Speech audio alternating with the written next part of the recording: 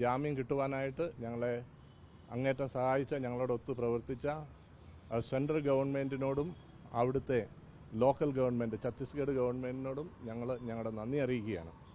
അതുപോലെ തന്നെ ഈ സമയത്ത് ഞങ്ങളോട് ഒത്ത് ഉണ്ടായിരുന്ന മറ്റ് രാഷ്ട്രീയ പ്രവർത്തകർ, സാമൂഹ്യ പ്രവർത്തകർ, അതുപോലെ നിങ്ങൾ ചാനലുകാർ, നിങ്ങളെ അഡ്വക്കേസി നടത്തിയ എല്ലാവരെയും ഞങ്ങൾ അങ്ങേയറ്റം നന്ദിയോടെ ഓർക്കുന്നു. ഞങ്ങൾ എല്ലാവരോടും നന്ദി പറയുന്നു. ബിജെപിയുടെ ഒരു ഇടപെടൽ എങ്ങനെയായിരുന്നു രാജീവ് ചന്ദ്രശേഖറിന്റെ? ഞങ്ങൾ അതേപ്പറ്റി പേരെടുത്ത് പറയാനായിട്ട് അദ്ദേഹം വളരെ നന്നായിട്ട് തന്നെ പ്രവർത്തിച്ചു. അദ്ദേഹത്തിൻ്റെ ഇടപെടലുകളിലൂടെയാണ് ഈ ഒരു നിലയിൽ എത്താനായിട്ട് സാധിച്ചതെന്ന് തോന്നുന്നു. അപ്പോൾ അതിൽ ഏറ്റവും പ്രധാനപ്പെട്ട ഒരു കാര്യം, ഈ ബെയിൽ എന്ന് പറയുന്നത് ഒരു കേസിനെ സംബന്ധിച്ചിടത്തോളം ഒരു പ്രിലിമിനറി സ്റ്റേജിൽ കിട്ടുന്ന ഒരു കാര്യമാണ്. ചാർജ് നിലനിൽക്കുകയാണ്, കേസ് നിലനിൽക്കുകയാണ്. BNSലെ 143 പോലുള്ള ശക്തമായ വകുപ്പാണ് ഇട്ടിരിക്കുന്നത്. അത് നിരപരാധികളാണെന്ന് തോന്നുകയാണെങ്കിൽ സർക്കാർ അത് അടിയന്തരമായി വിഡ്രോ ചെയ്യേണ്ടതല്ലേ? അതിനെപ്പറ്റി ഞങ്ങൾ വീണ്ടും അന്വേഷിച്ച് തീരുമാനങ്ങൾ എടുക്കണ്ടേ? കേസ് റദ്ദാക്കണമെന്നുള്ള ആവശ്യം നിലനിൽക്കുകയാണ്. കാരണം കേസ് റദ്ദാക്കണം. കാരണം അവിടെ ഈ സിസ്റ്റേഴ്സിനെ, നിരപരാധികളായ സിസ്റ്റേഴ്സിനെ, ഒന്നിലും ഇടപെടാത്ത സിസ്റ്റേഴ്സിനെയാണ് ഇവർ അറസ്റ്റ് ചെയ്തത്. ആയതിനാൽ ഒരടിസ്ഥാനമില്ലാത്ത ഈ കാരണത്താൽ അറസ്റ്റ് ചെയ്യപ്പെട്ട, അല്ലെന്നൊരു അടിസ്ഥാനമില്ലാത്ത ആരോപണങ്ങളാണ് ഇവരുടെ പേരിൽ ആരോപിച്ചിരിക്കുന്നത്.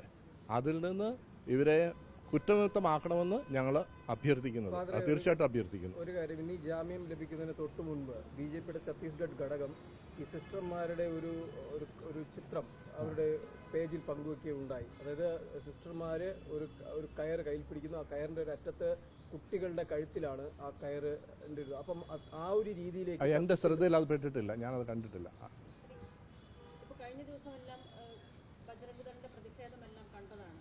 അപ്പോൾ ഒരു ഭയം എല്ലാവരുടെയും ഉള്ളിലെ രൂപപ്പെട്ട ഒരു സാഹചര്യമുണ്ട്. അപ്പോൾ തുടർന്ന് പോക്കിലെ ഒരു സംരക്ഷണം ആവശ്യപ്പെടുന്നു.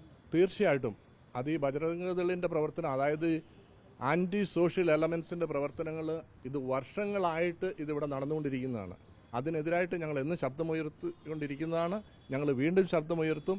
ഇങ്ങനെയുള്ള ഈ ഒരവസ്ഥ ഇവിടെ അവസാനിപ്പിക്കണം. ഈ രാജ്യത്ത് എല്ലാവർക്കും സ്വതന്ത്രമായിട്ട് സഞ്ചരിക്കുവാനായിട്ടും സ്വതന്ത്രമായിട്ട് പ്രവർത്തിക്കുവാനുമായിട്ടുള്ള എല്ലാ അവകാശങ്ങളും ഇവിടെ ഉണ്ടായിരിക്കണം. അതിനു വേണ്ടിയിട്ട് ഞങ്ങൾ പരിശ്രമിക്കും. അത് ഞങ്ങളുടെ പരിശ്രമം തുടർന്നുകൊണ്ടിരിക്കുകയാണ്. ഈ മോചനം സംബന്ധിച്ചുള്ള വിവരം ലഭിച്ചിട്ടുണ്ട്. എപ്പോഴായിരിക്കും ഇനി ജയിൽ മോചിതരാകുന്നത്? ഇന്ന് വൈകിട്ടോടുകൂടി ആകും എന്നുള്ളതാണ് പ്രതീക്ഷ. കാരണം അവിടുന്ന് ഓർഡർ ഇവിടെ കൊണ്ടുവന്ന് കോർട്ടിൽ കൊടുത്ത് അതിന്റെ നടപടിക്രമങ്ങളുണ്ട്. നടപടിക്രമങ്ങൾ പൂർത്തീകരിച്ചാൽ ഉടനെ തന്നെ സിസ്റ്റേഴ്സ് പുറത്തിറങ്ങും. പ്രധാനമന്ത്രിയുടെ ഓഫീസ് കൃത്യമായി ഒരു വിഷയത്തിൽ ഇടപെട്ടിട്ടുണ്ടായിരുന്നു അല്ലേ? തീർച്ചയായിട്ടും ഉണ്ട്.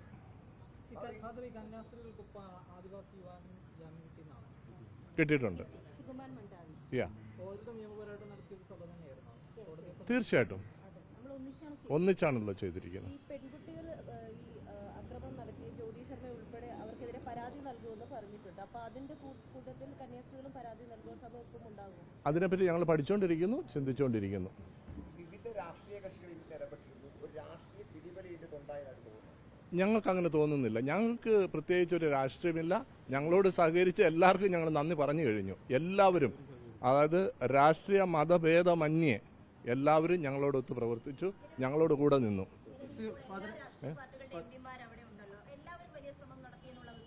എല്ലാവരും നടത്തി. എല്ലാവരും ഇത് ഒന്നിച്ച് പ്രവർത്തിച്ചതിന്റെ ഒരു പരിണിത ഫലമാണ്.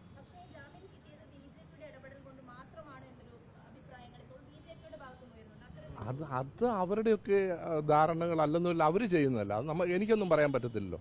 ഞങ്ങളെ സംബന്ധിച്ചോളം എല്ലാവരും ഒരുപോലെയാണ്. എല്ലാവരും ഞങ്ങളോടൊത്ത് പരിശ്രമിച്ചു, ഞങ്ങളോടൊത്തുണ്ടായിരുന്നു. അതിന് ഞങ്ങൾ എല്ലാവർക്കും രാഷ്ട്രീയ മതഭേദ വർണ്ണമന്യേ എല്ലാവരോടും ഞങ്ങൾ നന്ദി പറയുന്നു.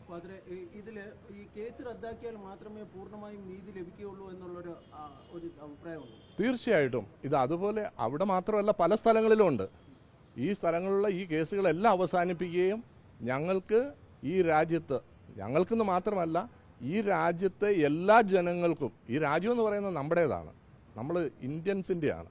നമുക്ക് എവിടെ സഞ്ചരിക്കുവാനായിട്ടും നമുക്ക് ഭരണഘടന നൽകുന്ന എല്ലാ കാര്യങ്ങളും ചെയ്യാനായിട്ടുള്ള അവകാശം നമുക്കെല്ലാവർക്കും ഉണ്ട്. അത് ചെയ്യാനുള്ള ഫ്രീഡവും ഉണ്ട്, ഭരണഘടന നമുക്ക് തരുന്നുണ്ട്. അതിന് തടസ്സമിടാനായിട്ട് ഏത് ഗവൺമെൻറ് ആണെങ്കിലും തടസ്സമിടാനായിട്ട് അനുവദിക്കരുത്. അങ്ങനെയുള്ളവരെ അതിൻ്റെ നിലയ്ക്ക് നിർത്തുവാനായിട്ട് ഗവൺമെൻറ് പരിശ്രമിക്കണമെന്നാണ് ഞങ്ങളുടെ അഭ്യർത്ഥന. മാതൃ നേരത്തെ സംസാരിക്കുമ്പം ഈ സഞ്ചാര സ്വാതന്ത്ര്യം നിഷേധിക്കപ്പെടുന്നു എന്ന തരത്തിലൊരു സൂചന പറയുകയുണ്ടായി. അത് വലിയൊരു അലിഗേഷനാണ്. അത് ഈ പ്രധാനമന്ത്രിയൊക്കെ ആയിട്ട് ഇത്തരം വിഷയങ്ങളിൽ ഒരു സ്പീച്ചിലായിട്ട് ഇടപെടാതെ മൊത്തത്തിലൊരു സഞ്ചാര സ്വാതന്ത്ര്യം പുനഃസ്ഥാപിക്കേണ്ടതില്ലേ? അതൊരു അലിഗേഷനായിട്ടല്ല ഞാൻ പറഞ്ഞത്.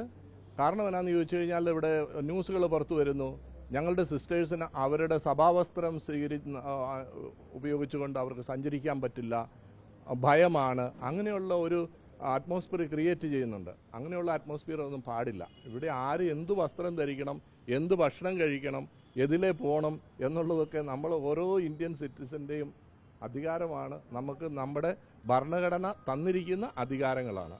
അതുകൊണ്ട് അത് നമുക്ക് ആരെങ്കിലും അതിന് തടസ്സമുണ്ടെന്നില്ല, തടസ്സം നീക്കാൻ വേണ്ടിയിട്ട് നമ്മൾ നമ്മുടെ അധികാരികളുടെ മുന്നിൽ നമ്മൾ പറയണം. അത് നമ്മൾ പറയും. ഒരു കാര്യം കൂടി, നിരന്തരം ഇത്തരത്തിലുള്ള കാര്യങ്ങൾ നമ്മൾ ആവശ്യപ്പെടുന്നുണ്ട്. കാരണം ഇത്തരത്തിൽ ക്രൈസ്തവർക്കെതിരെ അല്ലെങ്കിൽ ഇത്തരത്തിലുള്ള ആക്രമണങ്ങളോ അല്ലെങ്കിൽ അറസ്റ്റുകളോ ഉണ്ടാകുന്ന ആദ്യമല്ല. ഇതിനു മുൻപും പലതവണ അത്തരത്തിൽ സംഭവം ഉണ്ടായിട്ട് പക്ഷേ വീണ്ടും തുടരുന്ന സാഹചര്യമാണ് ഉള്ളത് അതിനകത്ത്. അത് ഞാൻ നിങ്ങളോട് പറഞ്ഞു കഴിഞ്ഞു. വർഷങ്ങളായിട്ട് ഇതിങ്ങനെ സംഭവിച്ചുകൊണ്ടിരിക്കുന്നതാണ്.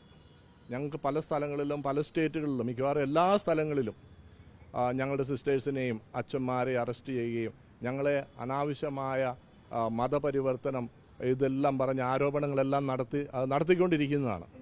അതിന് ഒരവസാനം വരുത്തണമെന്ന് ഞങ്ങൾ ഗവൺമെൻറ്റിനോട് മാറി മാറി വരുന്ന ഗവൺമെൻറ്റുകളോട് ഞങ്ങൾ നിരന്തരം അഭ്യർത്ഥിച്ചുകൊണ്ടിരിക്കുന്നു. ഒരു കാര്യം കൂടി, അതായത് കഴിഞ്ഞ തവണ നമ്മൾ കാണുമ്പോൾ പറഞ്ഞത് ഈ നിലവിലെ ന്യൂനപക്ഷങ്ങൾക്ക് നേരെയുള്ള ഇത്തരം ആക്രമണങ്ങൾ ഇതിലൊരു ശാശ്വത പരിഹാരം ആവശ്യപ്പെട്ടുകൊണ്ട് പ്രധാനമന്ത്രിയെ നേരിൽ കാണും, അത്തരം കൂടിക്കാഴ്ചകൾക്കായുള്ള സമയം തേടുന്നത്. അതിലെന്താണ് നിലവിൽ ഇപ്പോഴുള്ള? ഉടനെ തന്നെ ഞങ്ങളുടെ CBCIയുടെ ബഹുമാനപ്പെട്ട പ്രസിഡന്റ് ആർച്ച് ബിഷപ്പ് ആൻഡ്രൂസ് താഴത്ത്, നിലവിൽ അദ്ദേഹം തൃശ്ശൂർ അതിരൂപതയുടെ മെത്രാപ്പോലിത്തയാണ്, അദ്ദേഹം കേരളത്തിലാണ്. അദ്ദേഹം അതിനു വേണ്ടുന്നുള്ള ശ്രമങ്ങൾ നടത്തിക്കൊണ്ടിരിക്കുകയാണ്. മിക്കവാറും അടുത്ത കാലത്ത് തന്നെ ബഹുമാനപ്പെട്ട പ്രൈം മിനിസ്റ്ററെ, പ്രധാനമന്ത്രിയെ കണ്ട് നമ്മുടെ ആവശ്യങ്ങൾ അദ്ദേഹത്തിന് മുൻപിൽ വയ്ക്കും.